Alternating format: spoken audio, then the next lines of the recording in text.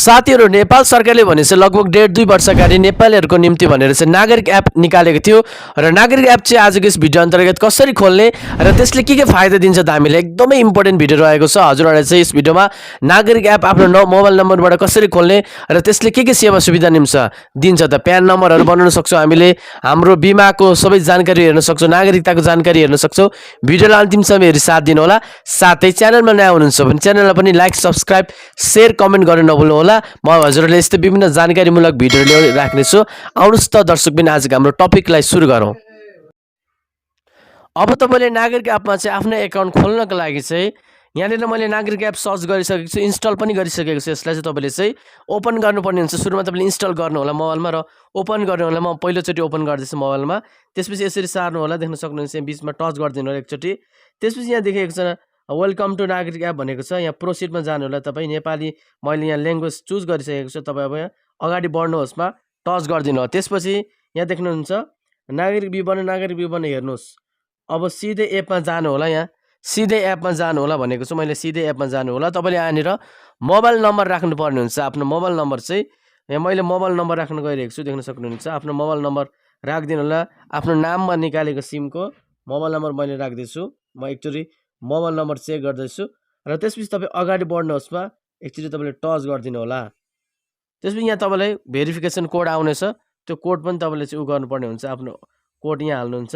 ठीक छ, तपाईले अधिक सर कृपया केही समयपछि पुनः प्रयास गर्न भन्छ। देख्न सक्नुहुन्छ मेरो कोड पनि आइसकेको छ। यहाँनिर देख्न सक्नुहुन्छ।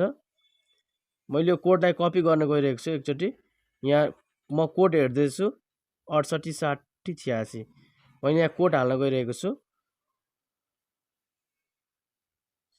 फेरि म एकचोटी यहाँ कोड चेक गर्छु मिल्छ कि मिल्दैन।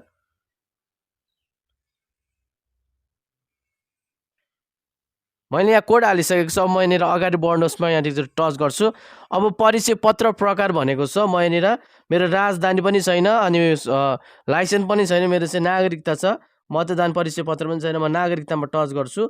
अब त्यसपछि नागरिकता नम्बर भनेको छ। यहाँ तपाईले चाहिँ नागरिकता नम्बर पनि देख्न सक्नुहुन्छ। यहाँ मैले सम्पूर्ण कुराहरू भरिसकेँ। नागरिकता नम्बर, नागरिकता जारी गरेको स्थान हैन।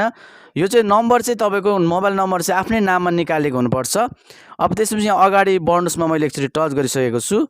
त्यसपछि यहाँ देख्न सक्नुहुनेछ वेलकम दर्ता प्रक्रिया सफलपूर्वक सम्पन्न भएको छ। अब पिन कोड सेट गर्नुस्। एउटा पिन कोड म सेट गर्न गइरहेको छु। यहाँ देख्न सक्नुहुनेछ मैले पिन कोड पनि सेभ गरिसकेको छु। मेरो नागरिक एप चाहिँ यहाँनिर लगइन भइसकेको छ। यो मैले भिडियो बनाउन मैले एक दुई दिन लाग्यो, किनकि मेरो नम्बरको मेरो नाममा खोलेको नम्बर चाहिँ मैले चाहिँ खोज्नु पर्ने भएको थियो। तपाईले पनि त्यसै गर्न सक्नुहुनेछ। देख्न सक्नुहुनेछ यहाँनिर अब सवारी चालक अनुमति पत्र भनेको छ। यहाँ तपाईको लाइसेन्स पनि तपाईले यहाँनिर आफ्नो सवारी चालक अनुमति पत्रको लाइसेन्स हालेर तपाईले लाइसेन्सको पनि यहाँ फोटो देख्न सक्नुहुनेछ। त्यसपछि यहाँनिर स्थायी लेखन नम्बर हैन, स्थायी लेखन नम्बर अनि तपाई आफ्नो स्थायी लेखन नम्बर राखी कर विवरण पनि सम्पूर्ण हेर्न सक्नुहुनेछ। यहाँबाट तपाईले अब प्रहरी अनि चरित्र प्रमाणपत्र पनि हेर्न सक्नुहुनेछ। यहाँबाट तपाईले अब सवारी कर तिर्नु भयो भएन हैन सबै यहाँनिर आफ्नो नम्बर पनि हेर्न सक्नुहुनेछ। तपाई यदि सवारी चालक हुनुहुन्छ भने त्यसपछि तपाई यहाँनिर नेपाल प्रहरीको बारेमा हैन तपाईको नजिकैको प्रहरी स्टेसनहरुको बारेमा हेर्न सक्नुहुनेछ। यहाँनिर मालपोत आफ्नो जग्गाको हैन सबै कारोबारहरु पनि हेर्न सक्नुहुनेछ। यहाँनिर तपाईले मैले विस्तारै भन्दैछु। यहाँनिर स्वास्थ्य बीमा बोर्ड तपाईले कहाँबाट बिमा ल्याउनु भएको छ नम्बर राखेर हेर्न सक्नुहुनेछ। अब कोभिड खोप हैन खोप हाल्नु भयो कि भएन, कोभिडको खोप त्यो पनि हेर्न सक्नुहुनेछ।